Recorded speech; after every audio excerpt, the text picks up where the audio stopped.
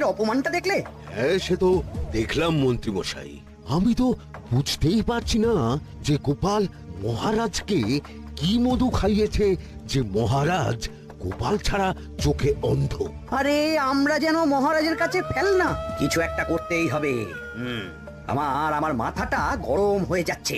গোপালের মতন রাজসভার ময়লাকে যতক্ষণ না ফেলা যাচ্ছে ততক্ষণ আমার মাথা জ্বলন্ত কয়লা হয়েই জ্বলবে। পণ্ডিত মশাইয়ের মাথায় একটা বুদ্ধি আছে মন্ত্রী মশাই। আপনি যদি সেই অনুযায়ী উচির কাজ করেন তাহলে বেটা গোপালের কপালে দুর্গতির সীমা থাকবে না। এই কি বুদ্ধি, কি বুদ্ধি? আপনি বরং এই ব্যাপারে পণ্ডিত মশাইয়ের সাথে একবার আলোচনা করে নিন। আমি চলি, কেমন? আমি চলি। হ্যাঁ হ্যাঁ, এসো এসো এসো এসো।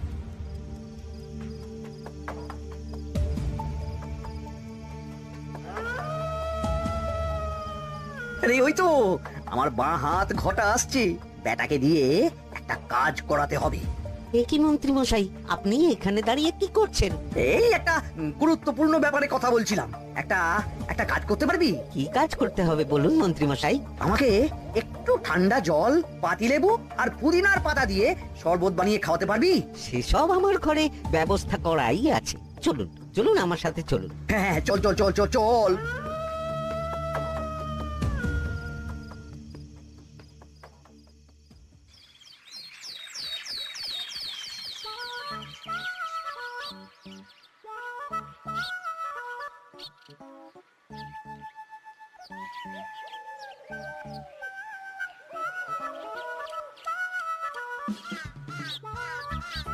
কি ব্যাপার পণ্ডিত, এত গুম মেরে আছো কেন? সকাল সকাল গিন্নি খুব বকেছেন মনে হচ্ছে। গিন্নির বাক্য সুধায় কান ভরে গেছে, আর কিছুই কানে ঢুকছে না। আরে দাঁড়াও দাঁড়াও পণ্ডিত, দাঁড়াও জ্যোতিষী।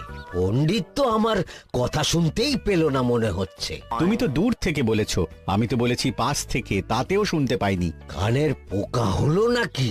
কি গো পণ্ডিত, ব্যাপার কি? কেমন বুঝছো? এ তো ভয়ানক কর্ণকোষ্ঠবদ্ধতার লক্ষণ। তুমি কচু বুঝেছো? আমার হয়েছে কর্ণগোপাল, তোমাদেরও হতো, কিন্তু তোমাদের দোকান কাটা বলে হয়নি। তুমি আমাদের অপমান করছো। তোমাদের অপমান বোধ থাকলে কোনো শব্দই কানে ঢুকতো না, শুধু একটাই শব্দ কানে বাজতো, গোপাল গোপাল গোপাল। এবারে রাজসভায় কিভাবে হেনস্থা হতে হলো মনে নেই? মহারাজ, একটা ভিক্ষা আছে। ভিক্ষার জন্য কৃষ্ণনগরের রাস্তাই সবচেয়ে উপযুক্ত জায়গা গোপাল, তুমি বরং সেখানেই যাও। মন্ত্রী মন্ত্রী মশাই ঠিকই বলেছেন মহারাজ। যে যার নিজের জায়গা থেকে কথা বলে। কুকুর বলে ভৌ ভৌ, বেড়াল বলে মিউ মিউ, কাক বলে কা কা। মন্ত্রীর ভিক্ষার জায়গা কৃষ্ণনগরের রাস্তা, আর গোপালের ভিক্ষার জায়গা মহারাজ কৃষ্ণচন্দ্রের দুয়ার। বলো কি ভিক্ষা? বাড়িতে পুজো আছে মহারাজ, খরচা অনেক, কিছু ঋণ আবশ্যক। যদি 100 মোহর। ঋণ তোমাকে আমি দিতে পারবো না গোপাল। পুজো উপলক্ষে তোমাকে আমি 100 মোহর দিলাম। মহারাজ, আমিও ঠিক এই কথাটাই বলতে যাচ্ছিলাম। আমরাও তাহলে বাড়িতে পুজো করব। পুজোর জন্য আমাদের অনেক খরচ, তাই যদি... অবশ্যই অবশ্যই, কত ঋণের প্রয়োজন খাজানজির কাছ থেকে নিয়ে নিও, সুদটা আমি মাফ করে দিলাম। মহারাজ, গোপালকে দান আর আমাদের ঋণ? হ্যাঁ, কারণ তোমরা নিজেরা খাবে, কিন্তু গোপাল অন্যদের খাওয়াবে। গোপালের মতো মানুষের সঙ্গে থাকাই হলো রাজধর্ম। কিন্তু তাছাড়াও তোমরা হলে 80 যাই বেতন পাই দলের লোক। গত 1 বছরে তোমার কোন মন্ত্রণা দেশের কাজে এসেছে? পণ্ডিত কোন নতুন তত্ত্ব শুনিয়েছে? জ্যোতিষী কোনো অমোঘ ভবিষ্যৎবাণী করেছে? আর বৈদ্য 3 বছর ধরে আমার হাঁটুর ব্যথা সারাতে পারেনি। কিন্তু গোপাল, গোপালের ভাঁড়ে হাস্যরসের কখনো অভাব হয়নি। মনে আছে? আছে। কিন্তু করার তো কিছু নেই। আছে। কিছু ভেবেছো নাকি পণ্ডিত? তোমাদের মনে আছে মহারাজ মোহর দেওয়ার পর গোপাল সেদিন বলেছিল, কি গোপাল, খুশি তো? মহারাজ, আপনি আমাকে 1 মুঠো ধুলো দিলেও আমি খুশি। সেই ধুলো মুঠোই আমি সোনা মুঠো করে ফেলবো। মনে নেই আবার? একটু ঝেড়ে কাশো তো দেখি পণ্ডিত, কি ভেবেছো? যা হবে দেখতেই পাবে।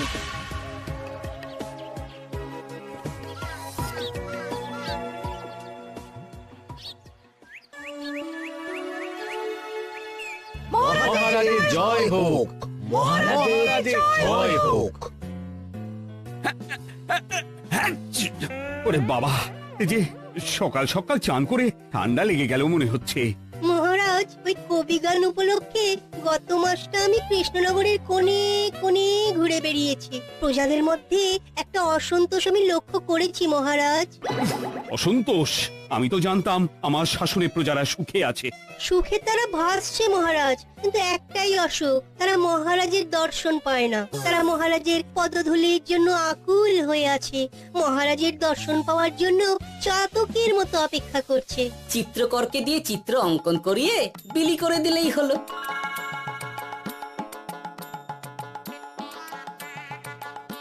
খুব ধুলো হয়েছে মহারাজ, কিন্তু এত ধুলো। কালকের ঝড়ে ঢুকেছে। ঝাড়ুদার,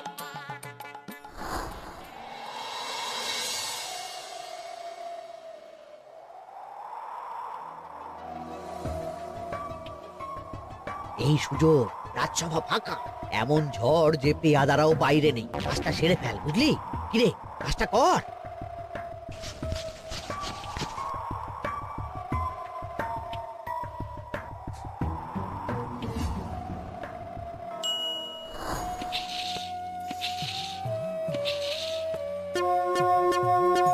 এত ধুলো! উফ, মহারাজ, কাল ঝড়টা বড় সাংঘাতিক হয়েছিল। তা বটে।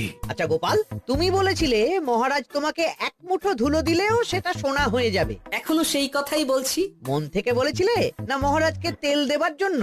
তেল দেওয়ার দায়িত্বটা তো আপনি নিজের কাঁধেই নিয়ে ফেলেছেন। আমি যা বলি সত্যি বলি। আজ যদি এই 4 ঝুড়ি ধুলো মহারাজ তোমাকে উপহার দেন, তখনও একই কথা বলবে? নিশ্চয়ই। মহারাজ, গোপালকে এই 4 ঝুড়ি ধুলো দেওয়ার হুকুম হোক। কি গোপাল, আমি তোমাকে যদি এই ধুলোর ঝুড়িগুলো দিই, তা থেকে সোনা আসবে নাকি? আসবে মহারাজ, মোহরের বস্তা আসবে। যদি না আসে, আপনি বলুন। তোমাকে কৃষ্ণনগর ছেড়ে চলে যেতে হবে। রাজি? আর যদি আমি পারি, তাহলে আপনাকে এই মন্ত্রীর চাকরি ছেড়ে দিতে হবে। কি রাজি? কি মন্ত্রী, রাজি? রাজি। গোপাল? রাজি মহারাজ। আচ্ছা, আর কেউ মন্ত্রীর পক্ষে বাজি ধরেছেন নাকি? হ্যাঁ, আমি আমি আমি ও গোপাল এবার যে মরণ কুয়োতে ঝাঁপিয়েছে, সেখান থেকে আর উঠে আসতে পারবে না। পুরো থেকে মোহরের বস্তা আসবে। এ হচ্ছে ওই গোপালের উন্মাদ রোগের শুরু। দেমাক দেমাক, মহারাজের পিঠ চাপড়ানি পেয়ে পেয়ে গোপাল ভেবেছে যে ও সব কিছু করতে পারে।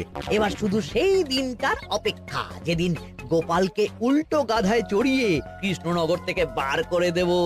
এতটা নিশ্চিন্ত হবেন না মন্ত্রীমশাই। গোপাল কিন্তু হালকা কথা ছুঁড়ে দেওয়ার লোক নয়। কি বলতে চাইছো পণ্ডিত? ওই 4 ঝুড়ি ধুলো থেকে মোহরের বস্তা আসবে? না, তা বলছি না। অন্য জায়গা থেকেও তো মোহরের বস্তা আসতে পারে। তার সঙ্গে ধুলো মিলিয়ে দিলেই কেল্লাপথে। গোপালের নিশ্চয়ই কোনো পরিকল্পনা আছে। গোপালের সব পরিকল্পনার গোড়া মেরে রেখে দিয়েছি পণ্ডিত। ঘটা আছে গোপালের পেছনে, আর ঘটা আছে গোপালের বাড়ির পাহারা। লুকিয়ে কিচ্ছু করতে পারবে না। আরে ওই তো বটা আসছে। বেল্লিক, উল্লুক, তোকে আমি জল বিছুটি দেওয়াবো। গোপালকে ছেড়ে চলে এসেছিস কেন? ছেড়ে আসবো কেন মন্ত্রী মশাই? গোপালকে ওর বাড়ির সামনে ছেড়ে এসেছি। ওখানে তো ঘটা আছে। বড্ড ঘুরিয়েছে বেটা। কোথায় কোথায় গিয়েছিল গোপাল? 4 ঝুড়ি ধুলো নিয়ে বেটা বাড়ির উল্টো দিকে হাঁটা দিল। চললাম পিছু পিছু। যাচ্ছিল কোন দিকে? নদীর দিকে। কিন্তু গোপাল দাঁড়ালো যদুর বাড়ির সামনে। এই যদু হলো সেই লোক যে লোকজনের বাড়িঘর কেনা বেচা করে আর লোক ঠকায়। আগে রাজধানীতে থাকতো। বেটা রাজধানী থেকে এই কৃষ্ণনগরে পালিয়ে এসেছে, এখানেও লোক ঠকাচ্ছে। কিন্তু বেটা এত চালাক যে কিছুতেই ধরা যাচ্ছে না। এইরকম লোককে ধরাচ্ছে হাতে রাখা ভালো নয় কি মন্ত্রীমশাই? সে তো জানি, কিন্তু ওর ওপর মহারাজের কড়া নজর আছে। এখন ওর সঙ্গে সম্পর্ক রাখা খুব ঝুঁকি। যাই হোক, তারপর? হ্যাঁ, তারপর যদু রে। গোপাল খুড়ো, আরে তুমি এখানে কি করছো? দেখতেই তো পাচ্ছিস ধুলো। তবে যে সে ধুলো নয়, মহারাজ কৃষ্ণচন্দ্রের পদধূলি। শুনিসনি বোধহয় এখন কৃষ্ণনগরে সবচেয়ে বেশি চাহিদা মহারাজের পদরেণু। আচ্ছা, মহারাজের পদরেণু নিয়ে যাচ্ছ কোথায়? এই ছোট ছোট পুলিন্দায় ভরে কৃষ্ণনগরের প্রত্যন্ত জায়গায় যেখানে প্রজারা মহারাজের সাক্ষাৎ পায় না সেখানে বিক্রি করব। তোমার কি মাথা খারাপ? পায়ের ধুলো বিক্রি হবে? ওরে, গতবারে মাত্র 1 ঝুড়ি ধুলো 1000 মোহরে বিক্রি করেছিলাম, এবারে 4 ঝুড়ি। শোনো, তুমি আবার ঘুরে ঘুরে বিক্রি করবে কেন? তোমাকে আমি বরং 10 মোহর দিয়ে দিচ্ছি, তুমি আমাকে এগুলো দিয়ে দাও, আর বিক্রি করে যা হবে তোমাকে এই 40 ভাগ দিয়ে দেবো। ওই 10 মোহরে বদমাস দুটো ধুলো পেঁচে গোপাল বাড়ির দিকে চললো। বাড়ির সামনে অব্দি পেছনে পেছনে গিয়ে তারপরে এই আপনাদের কাছে আসছি। বলিস কি রে, গুলো বেচে 10 মোহর? ও মন্ত্রী মশাই, গোপাল তো একেবারে নাড়ি ধরে টান মেরেছে। গেল রাজসভায় এমন সুখের চাকরিটি গেল, এবার আবার রাস্তার ধারে গিয়েই বসতে হবে। এবার নবাবের দরবারে জায়গা আছে কিনা খোঁজ করি গিয়ে। তাত্তেরি 10 মোহর আর 1 বস্তা মোহরের মাঝখানে অনেক রাস্তা, সেই রাস্তায় আমি লোক বসিয়ে রাখবো। আরে আরে, ওই তো তোমার ঘটা আসছে। এই, তুই গোপালের ঘরের পাহারা ছেড়ে এলি কেন? গোপাল নেই নেই নেই নেই নেই নেই।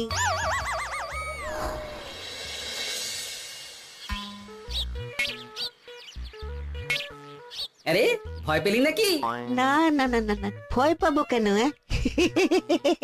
শোন, তোকে পেয়ে আমার খুব ভালো হলো বুঝলি। তোকে আমার একটা কাজ করতে হবে। বলো বলো। আসলে বুঝলি, আমার না গিন্নিকে নিয়ে তার বাপের বাড়ি যাওয়ার কথা ছিল, কিন্তু হঠাৎ বিশেষ কাজে আমাকে খামবাজে চলে যেতে হচ্ছে। এখন আমি গিয়ে গিন্নিকে বললে বুঝতেই পারছিস কুরুক্ষেত্র হয়ে যাবে একেবারে। তাই আমি কাউকে খুঁজছিলাম যে আমার বাইরে যাওয়ার খবরটা আমার গিন্নিকে গিয়ে দেবে। তুই পারবি বাবা ঘটা? ওরে বাবা, আরে আরে আরে, ভয় পাস না, তোকে গিয়ে মুখে কিছু বলতে হবে না। এই নে, এই চিঠিটা আমার বউকে দিবি। কৃষ্ণনগর ছেড়ে চুপি চুপি চলে যাচ্ছি, চালাকিটা দেখেছেন? ওসব চালাকি আমি তুড়ি মেরে উড়িয়ে দেব। কি করবেন? চারিদিকে আমি অশ্বারোহী গুপ্তচর পাঠাচ্ছি, গোপালকে কোনো চালাকি করতে দেব না।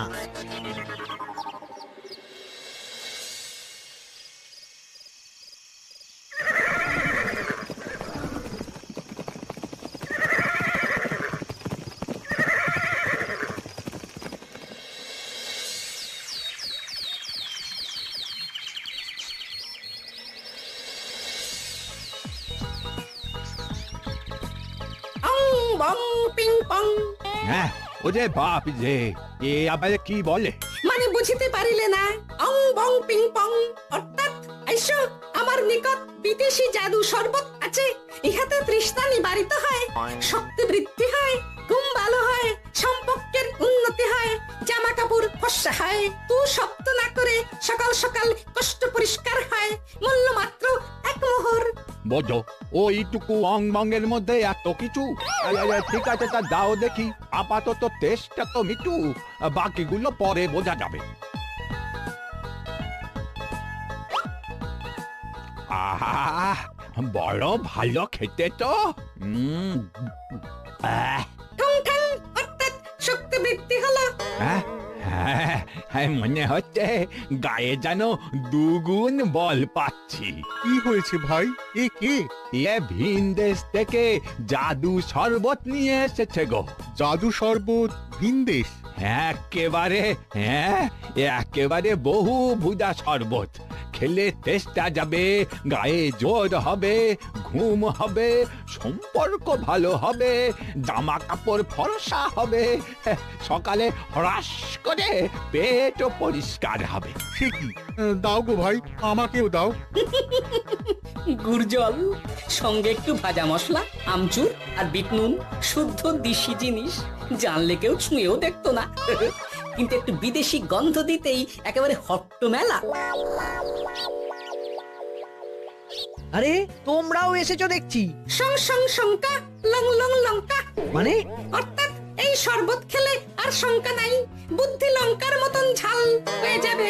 তারপর ডং ডং ডঙ্কা, টং টং টঙ্কা, ফাইন ফাইন, অর্থাৎ টাকা আসবে আমার কাছে।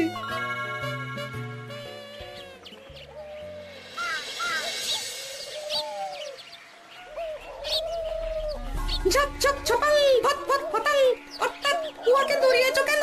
বেটা জোচ্চোর অনেককে ঠকিয়েছে। অনেক দিন থেকে তককে তককে ছিলাম। এবার এই ধুলো নিয়ে মহারাজের পায়ের ধুলো বলে বিক্রি করছিল। একটা বেনামি চিঠিতে খবর পেয়ে বেটাকে ধরেছি। ব্যাং ব্যাং বিগ ব্যাং অর্থাৎ বেনামি চিঠিটা আমি দিয়েছিলাম বাবু। বাবা যদু, তুমি সেই রাজধানী থেকে কৃষ্ণনগর অবধি মানুষকে অনেক খোল খাইয়েছো। তুমি এতদিন ঘুঘু দেখে এসেছিলে বাবা, এবার গোপাল নামক ফাঁদটা দেখলে। কতবার বলবো এইসব ধুলো আমি গোপালের কাছ থেকে কিনেছি। যা বলার ওই বিচারের সময় মহারাজকে বলবি। চল চল চল চল চল।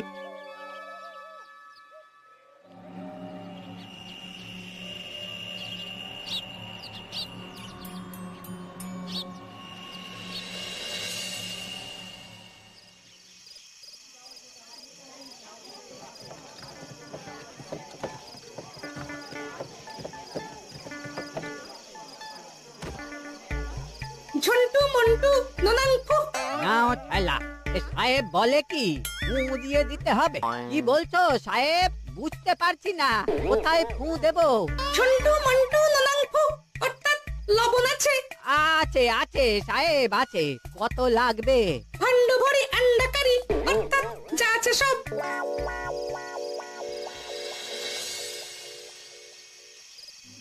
ব্যাস, মোটামুটি আশেপাশে সব দোকানের নুন এখন আমার জিম্মায়। এবার আসল মজা শুরু হবে।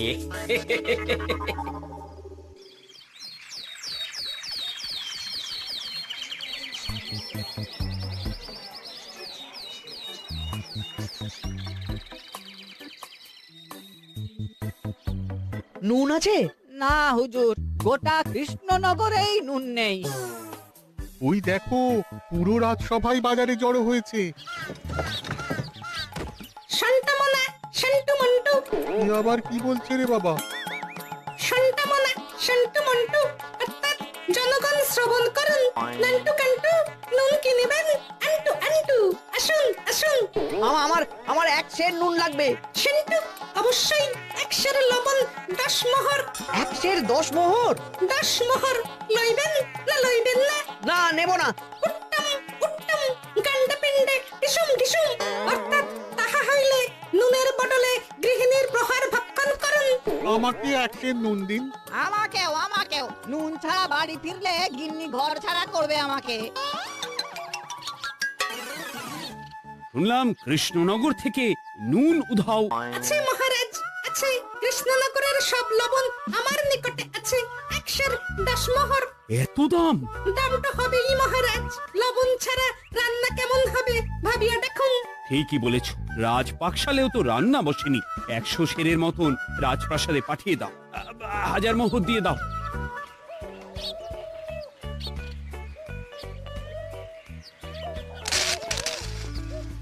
ব্যাস, 1 বস্তা মোহর হয়ে গেছে। গোপাল?